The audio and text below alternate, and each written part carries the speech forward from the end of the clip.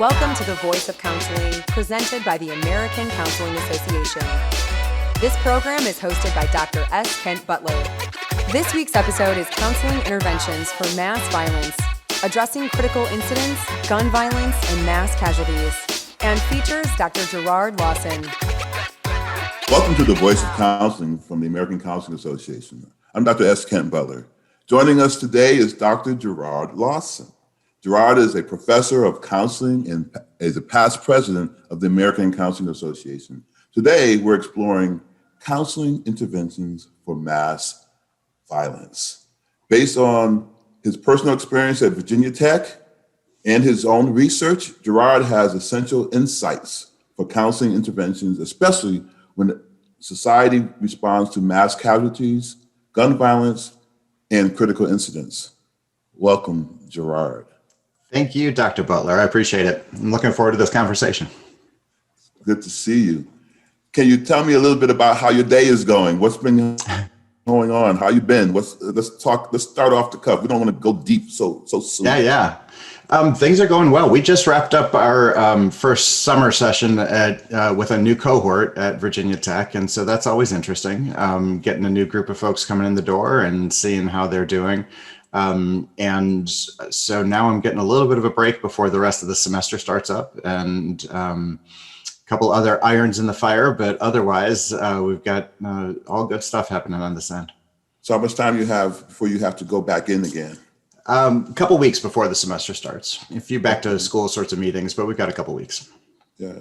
So your history with gun violence and things along those lines really all came about while you were there at Virginia Tech. Is that kind of how you got started with this as your line of research, or where did this all come from? Yeah, it really, things shifted a lot for me, certainly in 2007, following the shootings in April 16th, 2007. I actually was a disaster mental health volunteer for the Red Cross even before that. So okay. I had some familiarity with how to respond in natural disasters, although the Red Cross does respond to mass violence as well. I think they're better known for their responses to natural disasters. And there's a lot of similarities between those and some pretty important differences. Okay. And so, coming into the shootings in 2007, that really did, that background and experience really did help me to be able to sort of step up and say, I've got things that I can offer to this campus and the community and being part of the immediate response, but then also the longer term recovery process. And so that's the shift that I mean, is that where I had more of a background with natural disasters, and the number one thing that the American Red Cross responds to is actually individual house fires, and most people don't recognize that. We see them more in the publicized more in after a hurricane or something that gets a lot of headlines. But even with disaster mental health, the vast majority of what the Red Cross does is individual house fires. And so I had experience with some of those sorts of things, but then all of that shifted after the shootings in 2007. How were you impacted by those shootings? It was personally and professionally probably the most formative experience of my adult life. I think that at a personal level, I was on campus the morning of the shootings. They had us all locked down in our offices because there was sort of uncertainty about where in the process all of this was. When I tell the story, I also remind people that at the end of the previous school year, and most people outside of the New River Valley wouldn't know this, but at the end of the previous school year, there actually was a fugitive on campus who had escaped police custody and had killed a security guard and a sheriff's deputy and was hiding out on escaped a hospital where he was in custody and was hiding out on the edge of campus. And so there was part of me that thought that maybe this was a drill of some sort when we first started getting the alerts. Okay. But pretty quickly started getting phone calls and messages from friends and family asking if I was okay. And frankly, they had a better sense at that point of what was really going on. So just really quickly, Sure. can you go back and kind of give a little bit of backstory as to what actually happened for viewers who may not have understood or known, what happened in 2007? Yeah, absolutely. So the morning of 2007, there was a student who was very seriously ill and mentally ill, and honestly had not had fallen through some of the cracks in the network that we should be able to have to support somebody in his situation. And that morning, he killed 2 students in a dormitory, and then went back to his room, recorded a message. I may have the order of those things wrong, but went back to his room, and then went across campus. We think that he ditched the hard drive from his computer at some point along the way, and went across campus to one of the academic buildings where he chained the doors shut, and then proceeded to kill another 30 students and faculty, a combined total of 32 people that were murdered that day. And then he took his own life once the police made entry into the building. And so what I'm saying too is that with the sort of the break in the middle there, the first 2 deaths in the dormitory, a lot of people thought that that was an isolated incident. The police department thought initially that maybe it was a domestic issue between those 2 victims. And by the time they sort of got their head around what was really going on, he was already locked in the classroom building. Thank you for sharing that, because I think that gives a greater context to why this work is so important. Especially you talked about mental illness and what was happening in the life of this particular person, and the fact that they fell through the cracks. Can we talk about that? What are the cracks, and what are things, red flags, things that people should be looking for, so that there aren't any cracks? Right. Yeah, we've the university, the Commonwealth of Virginia, a lot of folks have looked at this and sort of pulled apart some of the strands of what was going on in that network of trying to get support for this student. And the way I would characterize this is that I think the university did the best they could with the information they had at the time, but there were flaws in how that information was shared. And some of that was based in misunderstandings about how FERPA and HIPAA, the educational privacy and then also the health privacy records can be shared when there is a safety risk. And, based on those misunderstandings, people were not sharing information as broadly as they needed to. And so there's actually a really interesting diagram that shows all of the connections that were trying to be made from, English faculty who had reached out to the counseling center or to the police department or the dean of students, residents, advisors who had reached out, and then all of these arrows going different way, but there was no one place that sort of gathered all of that information together so that it was actionable. It was siloed. Right. Yeah. He had actually been to the counseling center. They had worked with him and done a triage, had actually recommended outpatient services that he didn't follow through on. He had been TDO'd and ended up being compelled to go to outpatient counseling, and still there was no follow-up. And so, we really bumped into a number of flaws, both in the academic system, but also in the mental health system and in the area, and with a pretty tragic outcome.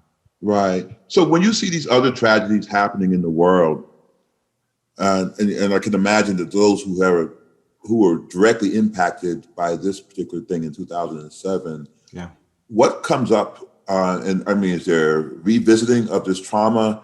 What should people be on the lookout for, especially those who have been involved in this type of a mass shooting? Right. Yeah, that's a great question, Kent. And I think one of the really sad and ironic things that we're beginning to bump into is that survivors of one mass shooting, have also been involved as victims or survivors in a second one now. We saw that particularly after the shooting at the Garlic Festival in Gilroy, California, and some of the folks that were involved there, and also had been involved in another one, students that were on campus at Virginia Tech and maybe even in the building, and now have been in other settings as well. This is still a very rare event, statistically speaking, but it is now becoming so common, unfortunately, that there is some overlap.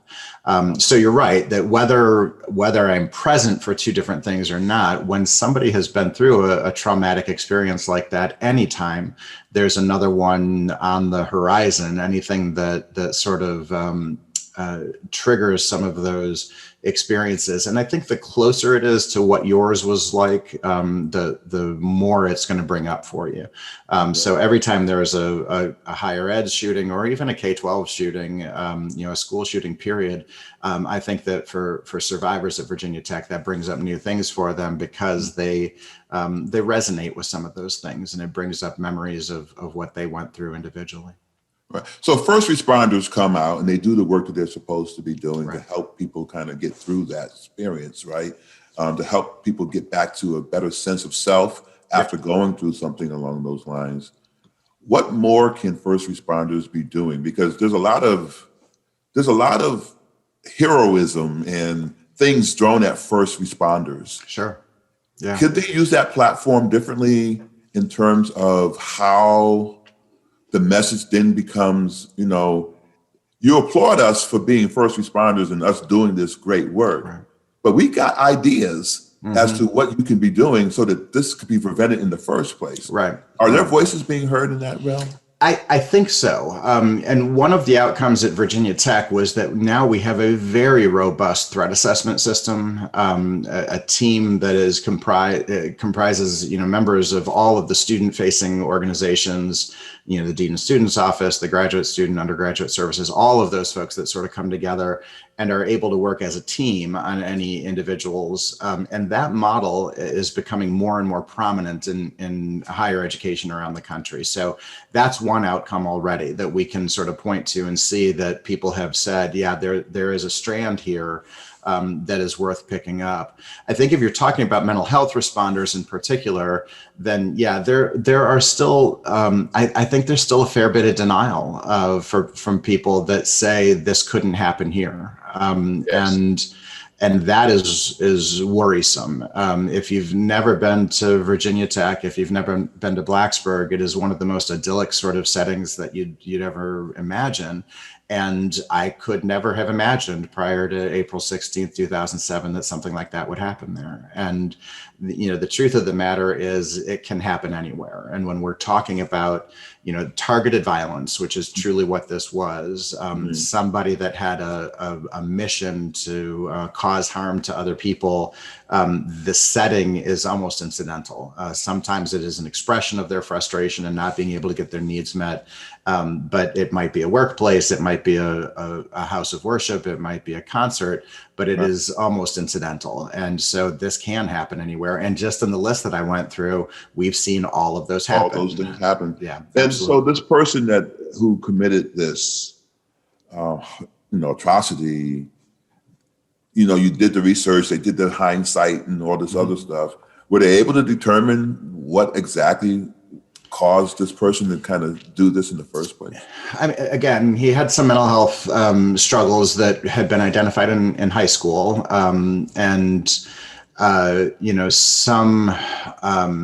some question about how much of that had sort of developed into some sort of psychosis or those sorts of things. There was clearly some delusional stuff going on there, whatever the actual diagnosis was. But he had recorded almost like manifesto and sent it to the news media. And unfortunately, they played it, which means it'll last forever in the internet. And what he talks about really was not being accepted and not feeling like he was part of a community. Some of that was gendered, that women weren't giving him the time of day or the attention that he believed he deserved from them, and that was ill-placed. There's beyond that. Yeah, there's there's a great deal of speculation about what the motivation was. Yeah.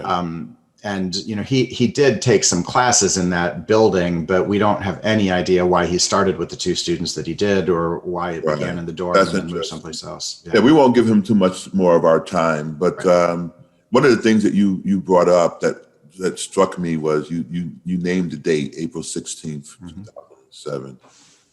What comes up for you on that day? Is there an anniversary? Is there something that, are you dreading the fact that on the 15th, that the 16th is tomorrow? What kind of things for you personally happen when that date rolls around? That's a really good question.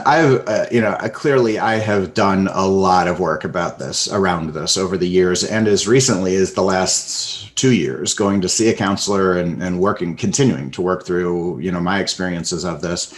And, for me as a mental health professional, I can say honestly, I never felt like I was in acute danger that day. I was in my office. I never felt as if I was in harm's way. So I don't know that the PTSD side of things would rise from that. But I worked closely with families and survivors for a week or more while they were waiting to hear whether their son or daughter died. And that's really where the stuff came up for me.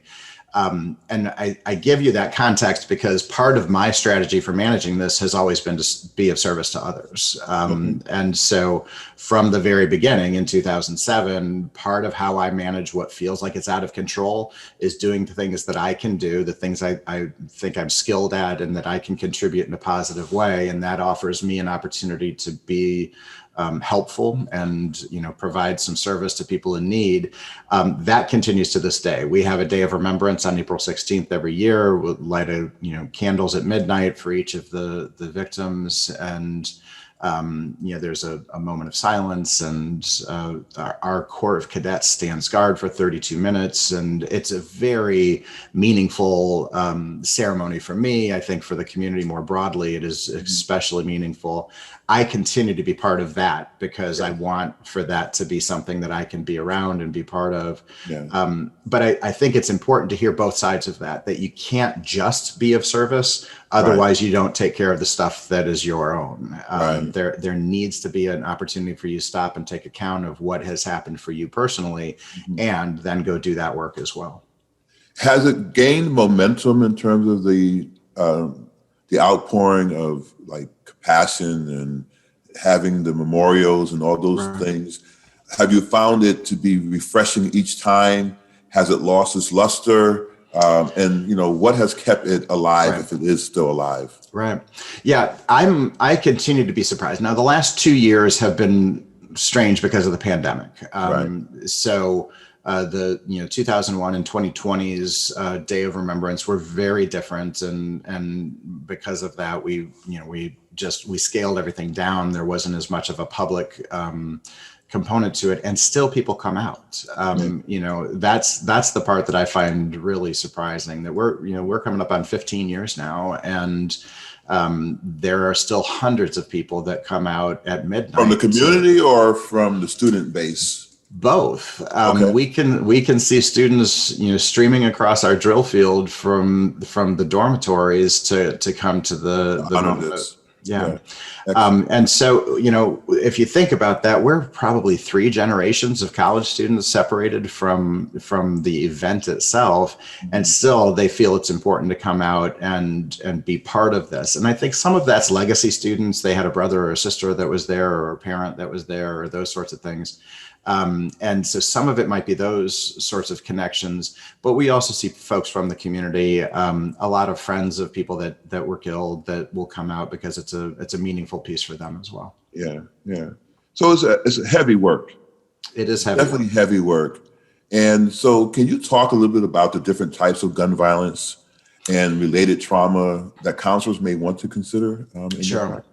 Yeah, one of the things, and I referenced it just a few minutes ago, is that this was really what we would consider targeted violence, because if we were able to get all of those strands of communication, there is an escalation. There was a sort of a plan to it. There was a target that he had in mind, a mission that he had in mind, those sorts of things. that, again, not based in reality, not rational by any stretch of the imagination, but there was an escalation of his behavior. There was an escalation that could have been interrupted. We differentiate that from the violence that occurs sometimes as part of other crimes where, someone is being robbed or those sorts of things. And that's a Spontaneous. Spontaneous and part of that other criminal activity. But there's not usually the same sort of escalation where we would be able to intervene and try to do something different. So we really do talk about this as both in terms of the targeted violence, is where are there opportunities, whether you're in a K-12 school or in a community setting, where are there opportunities for us to be able to identify people that may be on that trajectory and intervene to prevent anything like that from happening. And so that's what our threat assessment and management team works on. Trying to take in concerns from, it may be a faculty member, it may be an administrator, it may be a suite mate of somebody that lives in one of the residence halls, right, that says, I've just got this concern. And so when we can get that information and begin to assess where is this person and how are things going, we can try to intervene. And actually, it looks very much like case management, where, we begin to put new resources around them and try to understand, where are the challenges that they're experiencing and what are some of the things that we can do to be sure that they're getting their needs met in healthy, appropriate ways rather than lashing out. Mm-hmm. I think that sometimes you'll hear people say they just snapped, whatever the issue is, and there's just not much to support that. That in almost every incident, we can see the progression, the buildup over time. And if you think about it, I think most of us have had this experience. Have this experience driving on the highway. And if somebody cuts you off in traffic, you may have some choice words for them and maybe share a wave with them and those sorts of things. Yeah. But you usually, if you're in a good place, you let it go and they go on with their day and you go on with your day. Right. It's a wild up thing for a couple of seconds and you move forward. Right. And, I ask students in my multicultural class all the time what their thoughts are. I said, sometimes when somebody cuts you off, you can tell whether or not you are seeing this person differently by how you respond once you know who's sitting in the driver's seat of that vehicle that did that. And you can kind of look at that and make a determination of how you see people. Absolutely. And for the targeted violence side of this, if it comes up and I express it and it goes down and they go on with their day, fine. That's what happens with most of us with our frustrations through the course of a day. But if I start following them so I can cut in front of them now or accelerating down the highway, that's the buildup that we're talking about. Now it's taken on a life of its own. Right. And other things can intervene along the way. Maybe I see somebody that I know, maybe I see a police officer, maybe the person gets off the highway and everything sort of simmers back down. But if there isn't something to interrupt that, this is we hear about it all the time. People following people home, people doing other things and escalating. Right. That road rage that starts from an incident and then takes on a life of its own. And I think on a micro level, that's what we're talking about is people that aren't getting their needs met. They're starting out in a relatively bad place. Things sort of accelerate for them and continue to escalate until they're in a place where they're actually willing to hurt other people to try to express themselves. Right. And so the thing that we would want to do is say, how do we find ways to help people de-escalate those types of things within their own lives, whether they're in front of a counselor or not, right?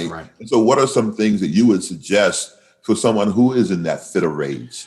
Right. Well, the challenge always is getting that information to them at the right place and the right time or ahead of time and allowing them to practice it. But some of this is the thought stopping kinds of things that we do in counseling. Deep breaths. I think that the one that you were just mentioning where I try to sort of deconstruct what's going on for me right now, unpack this a little bit of why am I having this reaction in this way at this time? Anytime I can feel like I can't let it go, that says more about me than it says about the other person's behavior. And so what we're trying to do is to get people to sort of process that in the moment, And remember, there's always that gap between the thoughts and the emotions and then the action that I've taken. And we want to try to expand that gap and put some other things in there. So it may be deep breathing. It may be some sort of meditative moment, a centering kind of mantra or something grounding for this person, so that they're focusing on positive things, on things they can control, rather than asserting some control over something they can't. And so it's the same kind of thing. And again, I think there are, part of my hope always is that there's no wrong door for somebody to walk through to be able to get this kind of support, whether we're talking about a high school counselor or middle elementary school, somebody that works in a college setting, somebody that works in a community. It doesn't have to be the right setting, the right time. We can always find new skills to help somebody to maximize that gap between thoughts and actions. What are some of the things that you think counselors, especially school counselors, or people in general, should be on the lookout for? What are some red flags or things that are happening in the lives of someone who might, you're not going to automatically say that this person is going to go out and commit this type of situation. But what are some things that, at least when somebody's hurting, people should be able to look for, so that maybe it doesn't escalate to something? Right. Yeah. One of the things that we learned after the shootings at Columbine was that there really is no profile. You may recall that there were schools all over the country that were outlawing long trench coats after the shootings at Columbine, because they thought that there was some like golf look. Yeah, some subculture that had this propensity. There is no, other than it primarily being white men, there is very little other profile to establish, who is more likely to be a shooter or commit mass violence. So let's stop there. Let's stop there. Let's stop there. Yeah. Let's stop there at the white male for a second. I want to get your. I won. Yes. All right. So, what is it that is possible to be in the psyche of white males that would convince them that violence is the next step? I think about what happened in Charleston. I think about Columbine. I think about, even the things that happened out in Las Vegas and things along those lines. What is it that is missing? It seems like there's a disconnect in how my violence or how I feel about something should be taken out on individuals who, in many cases, are very innocent. Right. This is my opinion, and I'm willing to back it up. But what I would say, my opinion is that what we're bumping into with white men in particular is it's that same saying that we hear all the time in work around diversity, equity, and inclusion, is that when people are accustomed to privilege, equality feels like oppression.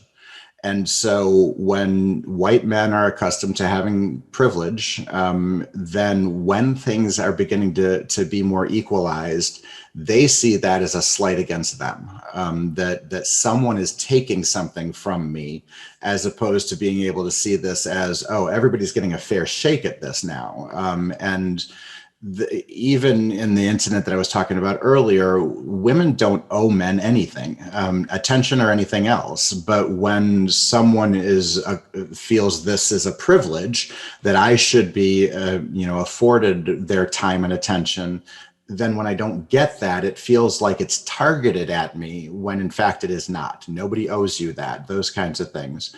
So my sense is that that's some of what we're bumping into, is that as our society becomes more diverse, as people are more focused on equity in all settings, there are groups of people that say this privilege they don't recognize it as privilege. They see that they are being slighted somehow. And what we often see and talk about with people that are on that path towards, escalation, towards some sort of violence, is that they are often collectors of slights, collectors of what they feel are those injustices. And so in their mind, they are putting together this portfolio of all of the ways that I have been wronged, all of the ways that I have been disadvantaged.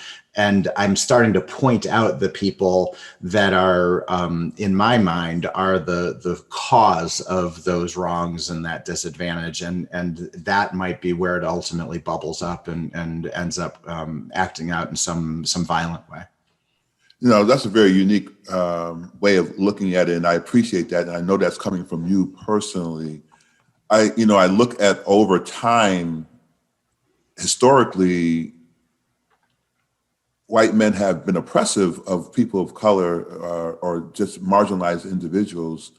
And while I hear you in terms of that being the case, what do you think, this is, again, you personally, gave them that notion in the first place that they were superior?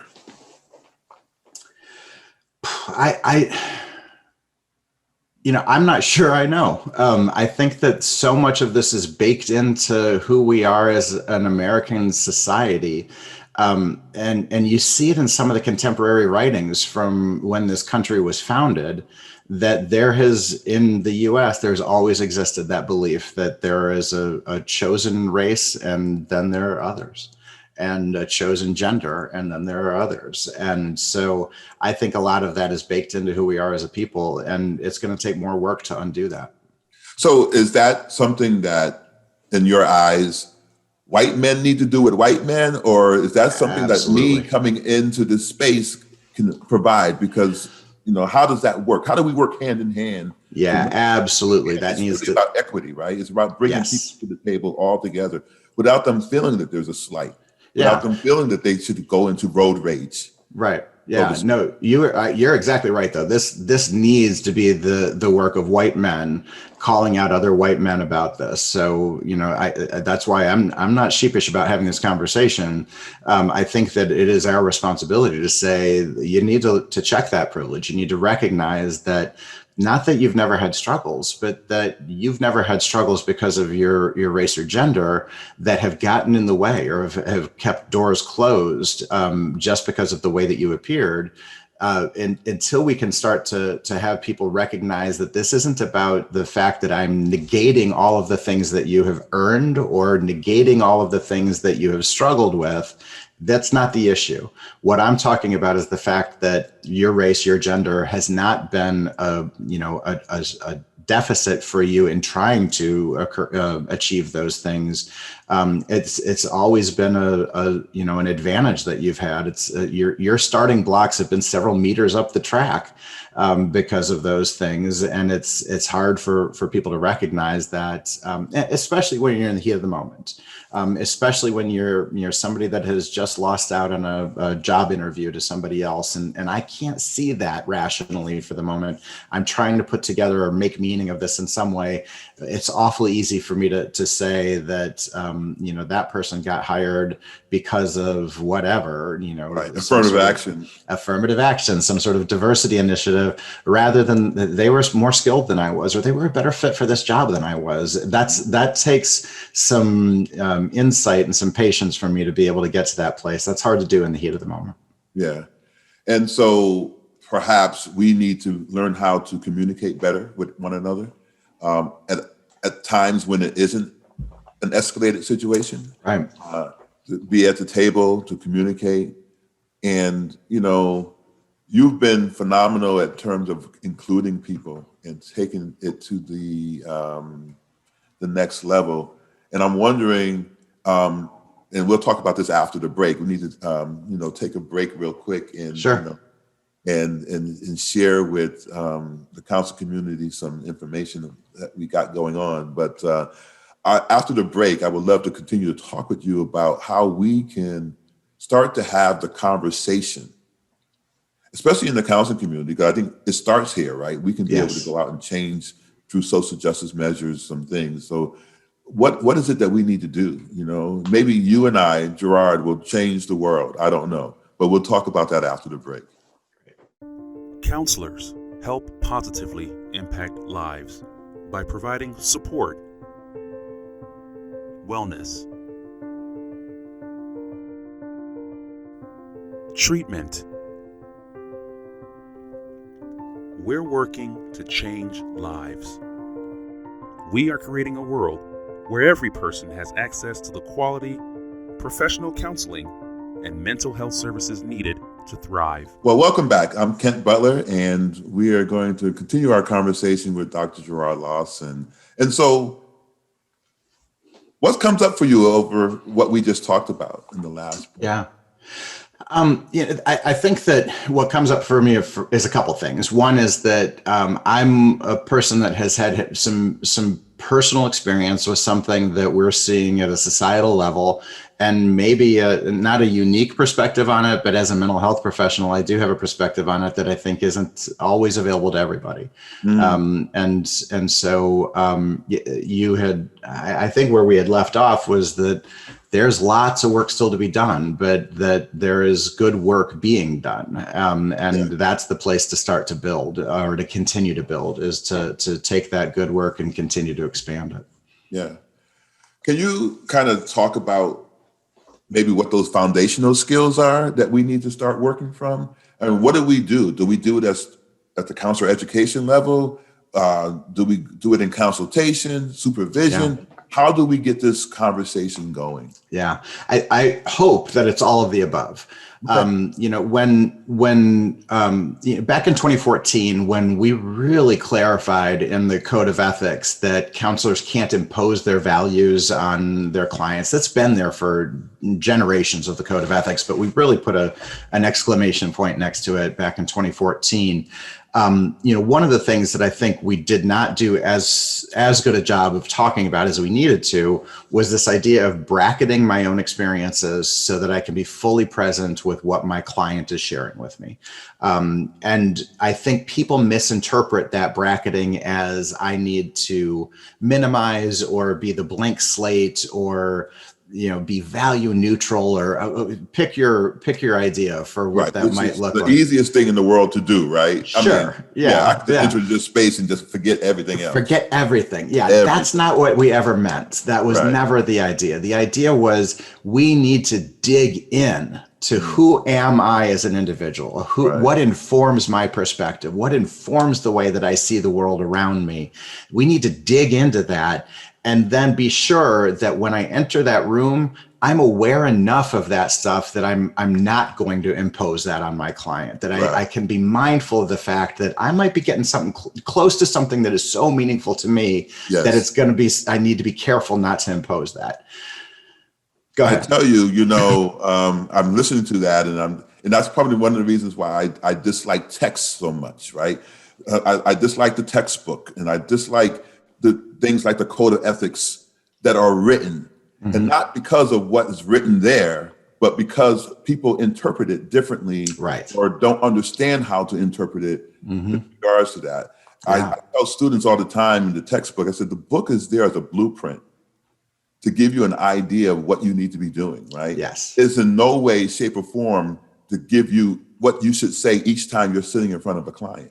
Right. Or how to do that, or how to present yourself in that regards. And typically when you do that, when you go into those spaces and you try to act as if you're reading from a book or remembering what was on page 86 or all this other stuff, you are not there connected with the person who's sitting across from you, because you're so busy trying to be this image of what you think a counselor should be. And I think sometimes like the Code of Ethics, people are reading that, they're taking it for gospel science, that there is no gray area, there is no fluctuation whatsoever, and I must go in there and do this. And that's what causes the harm, which we're not supposed to be doing in the first place. Right. Cause no harm. Right. Yeah. And so, if what we're trying to do is to begin to unpack some of this and really get counselors and supervisors and educators to start to say, all right, we're going to need to meet these clients, whatever the setting is, meet them where they are and be able to help them to be seen and understood, then we also need to be able to manage our own stuff so that they are seen and understood at a deep, deep level. Because that one experience of being heard and understood might be sufficient for us to begin to make a hook that can say, all right, is there another way that we could see this? Is there another opportunity for you to be able to express that? I understand what it might feel like for you to feel like you're getting disadvantaged in this. And if I've got a solid enough relationship with somebody, I might be able to push back against that and say, is there another explanation? Are there other ways for us to see this? Right. That's not imposing my values. That's saying, let's see the world for what it is. And we're in a tough place right now as a society for agreeing on what facts are. So for us to be able to just say, these are the things that I'm seeing as I'm hearing you talk about that, it can be a very corrective experience for somebody. Right. And being able to validate somebody else's experience. Absolutely. Right? And, taking time out of your busy schedule and your busy mind to recognize that other people see things differently than you do. So I want to connect that to social justice a little bit, right? So we're talking about what a counselor needs to do in most cases to be able to work with a client and to hear them and to see them, right? So take it to the next level. When we talk about gun violence and we talk about, all these things that are necessary to kind of change laws and things along those lines, what is the role of a counselor?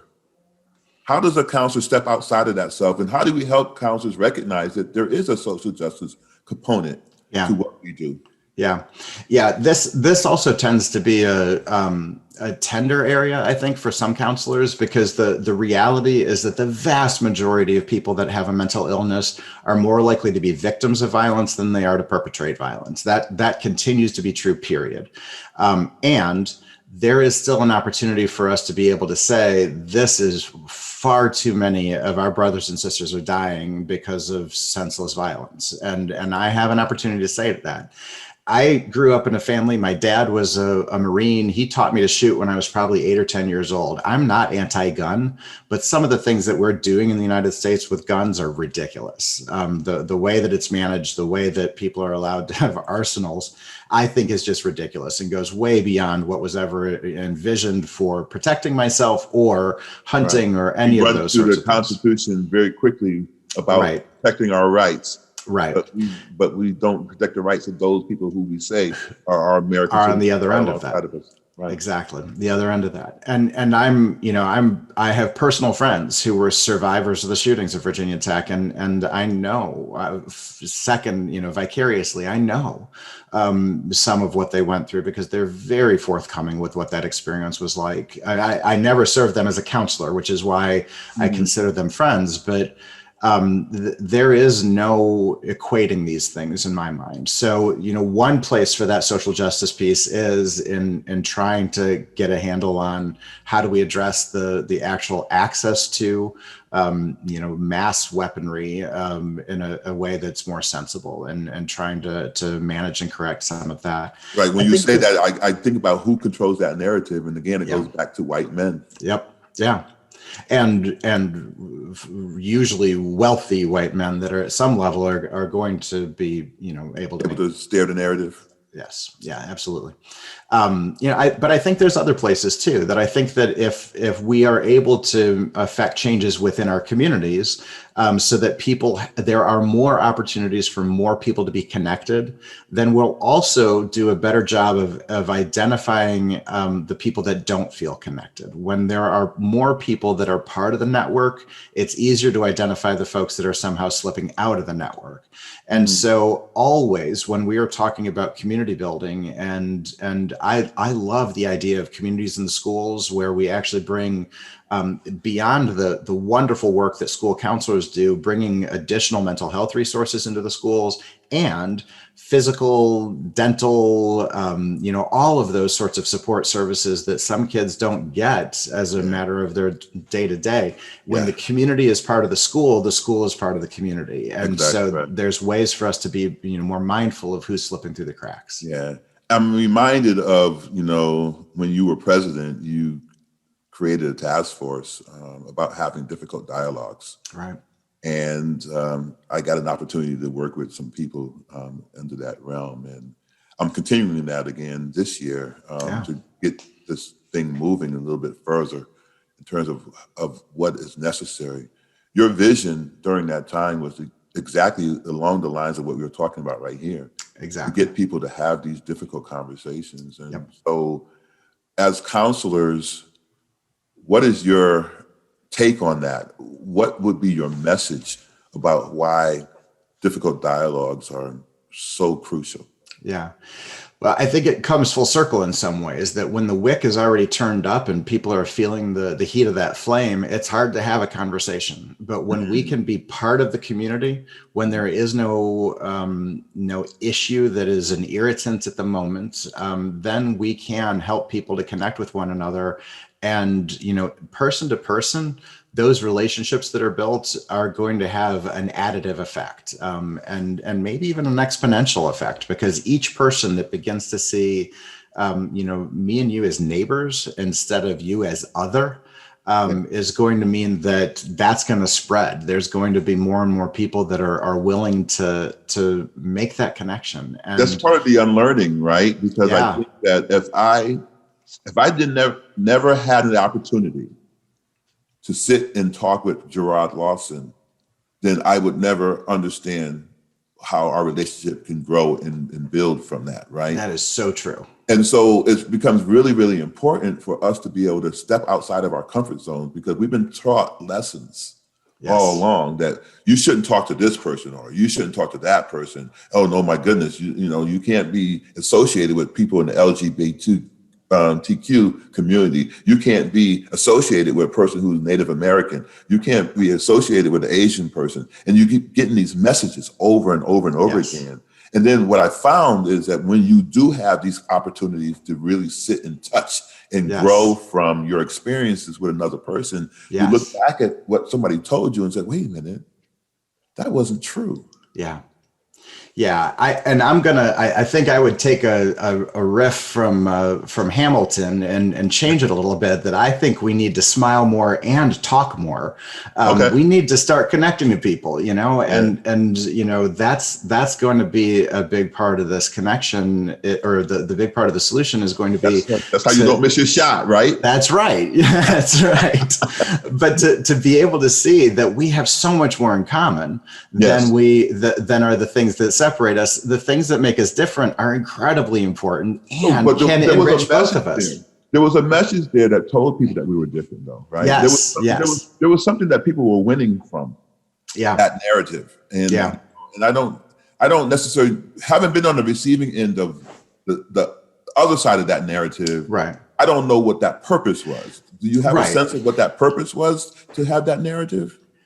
I think that so much of this, again, was in place before either of us, generations ago, that I think at some level, well-intending parents might have thought this was a safety thing, that there was some danger in the other.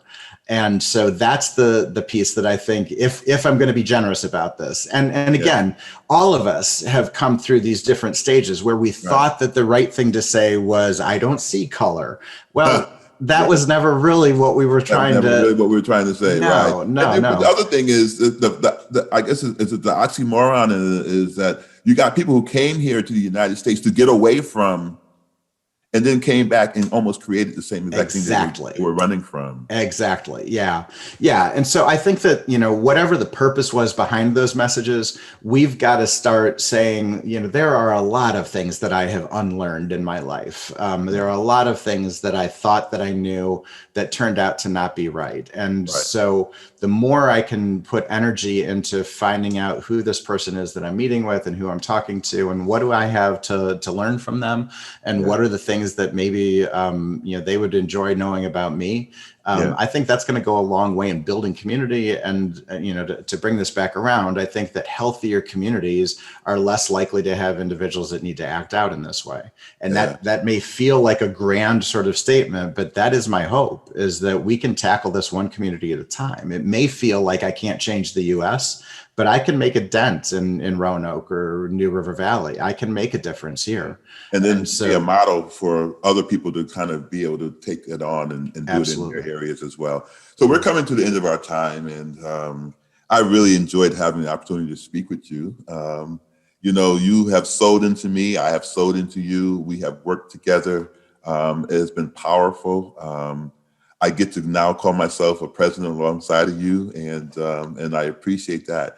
The lessons and the things I tell people that you taught me how to be smart about how I do presentations and save myself from creating over and over and over again, but to be able to to kind of take something and adapt it and move forward with it. So any last minute words, especially when it comes to this topic today, the trauma that comes from gun violence, that you want to share with the community?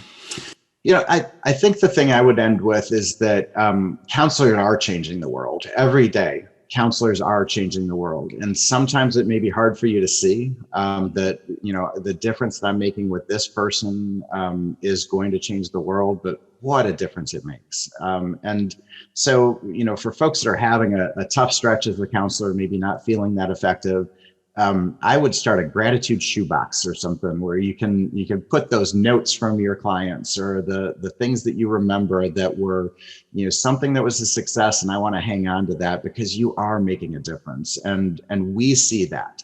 And I appreciate all of the good work that my colleagues in the counseling profession do every day, because it truly is heroic work. And I'm just honored to be part of it. Yeah. Well, you are definitely one of the mainstays. You have a powerful voice. I hope that we can continue to move the needle forward in how we as counselors identify as ourselves and also the good work that we do in the community. So thank you for all that you've been doing. Thank you for taking time out and tackling this heavy subject today. I know that it's taxing. I know that now perhaps you have now this on your mind that you have to kind of unwind from, but I appreciate you sharing with our community this. And so this has been The Voice of Counseling with our guest today, Dr. Gerard Lawson.